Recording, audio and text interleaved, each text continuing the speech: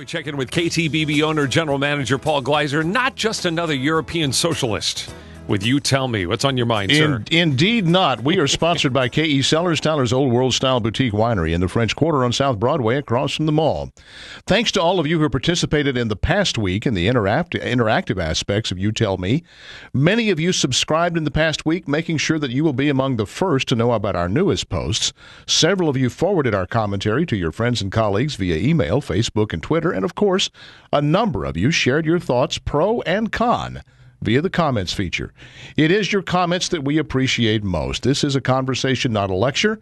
When you weigh in, you make the conversation better. That is, after all, why we call it You Tell Me. What is it about rich liberals and the rich?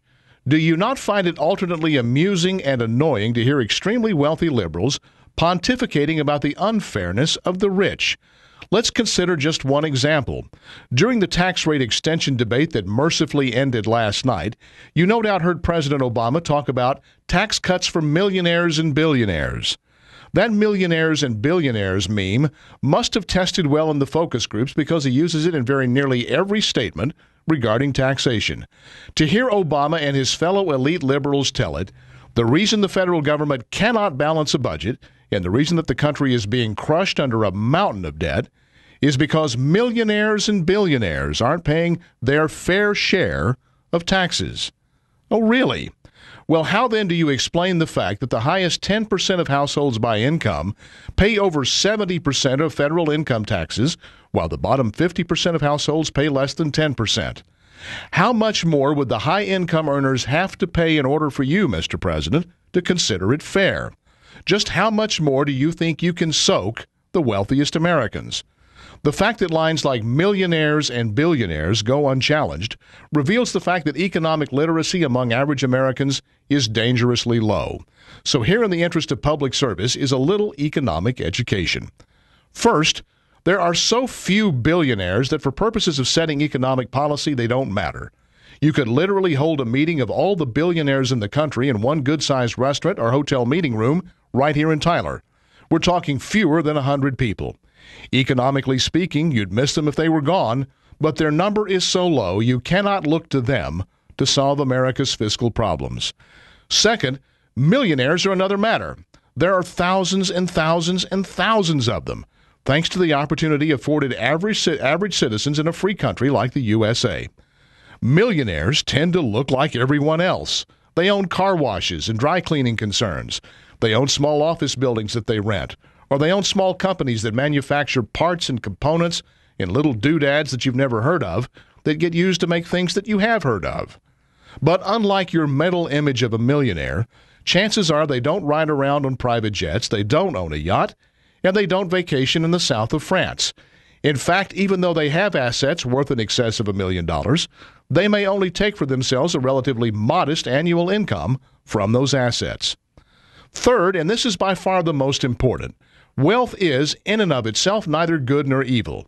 It is simply a manifestation, the natural byproduct of success. People who are wealthy got that way by doing something upon which the free market placed high value. And the wealthy almost never get wealthy without providing investment and consumption that serves to put other people to work. Lots of other people. Everyone, to be precise. Instead of being scorned, the wealthy are to be admired. They are the successful ones. They take the risks, beat the odds, and keep the engine running for the rest of us. No one in America is poor because someone else is wealthy. But take this lesson to heart because history has proved it time and again. If no one is wealthy, everyone will be poor. Who will pay the taxes then, Mr. President? That's my word. What's yours? Go to ktbb.com/youtellme, and you tell me. We're in the home stretch on Christmas, and you're out of time, out of ideas, or both. That's why we're all glad there's a K.E. Cellars. Get yourself to K.E. Cellars as soon as you can. Today would be good.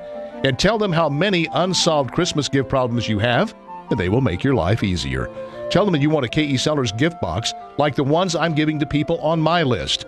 You'll select a Keepersall Estates Cabernet, Shiraz, or Merlot. You'll add a bottle of K.E. Bushman's Weizen Rosé, that's a blush wine, and then you'll select either the dry or sweet version of KE Cellars' new blended red called Bridge. All 3 of your selections will be placed in an elegant wooden gift box, tied with a bow, and adorned with a KE Cellars cork puller, all for only $49.99. And of course, you can try any of the wines before you select them because KE Cellars is a working winery with a tasting bar. Try any wine in the collection before you buy it and have confidence in what you give. KE Cellars, Tyler's Old World Style Boutique Winery for the holidays in the French Quarter on South Broadway across from the mall and online at KECellars.com.